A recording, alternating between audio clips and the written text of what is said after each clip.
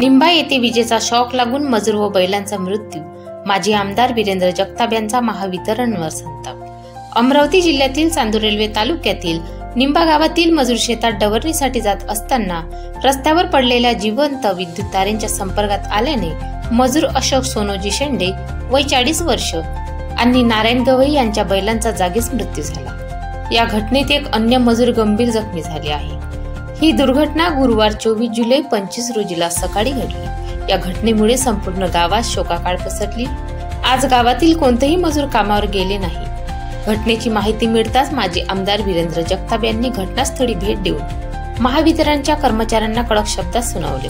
ते म्हणाले, महावितरण कंपनी मेंटेनन्सच्या नावावर करोडो रुपयांची फक्त बिले काढतात, पण प्रत्यक्षात शेतकरी आणि मजुरांच्या जीवाशी खेळ खेळला जात आहे. कंपनी फक्त ठेकेदारांना श्रीमंत आणि गब्बर करण्याच्या मागे आहे. यामागे मोठ्या प्रमाणात कमिशन धंदा सुरू आहे. या निष्काळजीपणामुळे निर्दोष लोकांचे जीव गेले. याला जबाबदार कोण? त्यांनी पीडित कुटुंबाला तातडीने शासकीय मदत मिळवून देण्याची मागणी केली आणि संबंधित अधिकाऱ्यांशी संपर्क साधला. घटनास्थळी महावितरणचे कर्मचारी आणि तळेगाव दशासर पोलीस स्टेशनचे कर्मचारी यांनी संयुक्तपणे पंचनामा केला. मृत अशोक शेंडे यांचा मृतदेह शवविच्छेदनासाठी पाठवण्यात आला आहे.